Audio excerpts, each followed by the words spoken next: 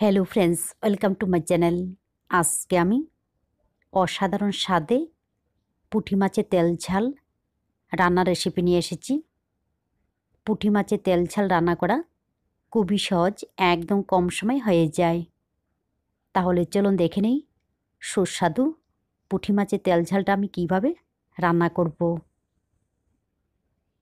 তো পুঁটি মাছ রান্না করার জন্য এইখানে আমি 250 গ্রাম পুঁটি মাছ কেটে তারপর ভালোভাবে ধুয়ে জল জড়িয়ে নিয়েছি।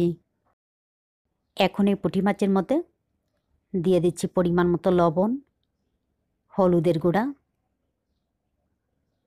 হাফ চা চামচের থেকেও কম জিরার গুঁড়া। ছোট মাছের মধ্যে জিরার গুঁড়ার পরিমাণটা কম দিতে হবে। তারপর এর মধ্যে দিয়ে দেব শুকনা লঙ্কা, কাঁচা লঙ্কা বাটা। এইখানে আমি 3-4টা শুকনা লঙ্কা, 3-4টা কাঁচা লঙ্কা একসঙ্গে শিলপাটায় বেটে নিয়েছি।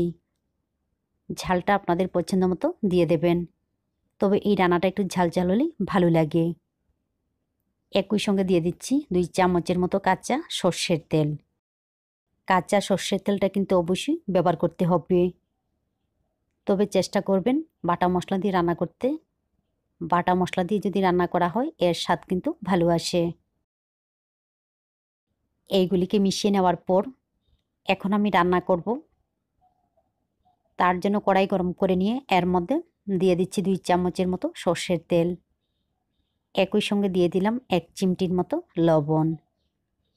এইভাবে যদি সামান্য একটু তেলের মধ্যে লবণ দিয়ে দেওয়া হয় তাহলে মাছ ভাজার সময় নিচে লেগে থাকার সম্ভাবনা থাকে না। তো তেল ভালোভাবে গরম হয়ে যাওয়ার পর মশলা দিয়ে মাখিয়ে নেওয়া পুঁটি মাছগুলি দিয়ে দিচ্ছি। তো কয়েক সেকেন্ড পর নিচের অংশটা যখন হালকা একটু হয়ে যাবে তখন এইগুলিকে এইভাবে উল্টে পাল্টে কষিয়ে নিতে হবে বা ভেজে নিতে হবে। তবে লক্ষ্য করতে হবে মশলাগুলি যাতে পুড়ে না যায়, পুড়ে গেলে কিন্তু তেতো ভাব লাগবে। তো 3 থেকে 4 বার কম আঁচে এগুলিকে কষিয়ে নেওয়ার পর দেখুন মশলার সঙ্গে মাছগুলিও খুব সুন্দর কষানো হয়ে গেছে। এবারে এর মধ্যে দিয়ে দিচ্ছি 1.5 কাপের মতো জল। একই সঙ্গে দিয়ে দেব মাঝখান দিয়ে কেটে নেওয়া কাঁচা লঙ্কা। ঝোলের সঙ্গে মাছগুলিকে হালকাভাবে মিশিয়ে নেওয়ার পর কম আঁচে ঢাকনা দিয়ে কিছুক্ষণ রান্না করব। তো 10 থেকে 12 মিনিট পর ফিরে আসলাম।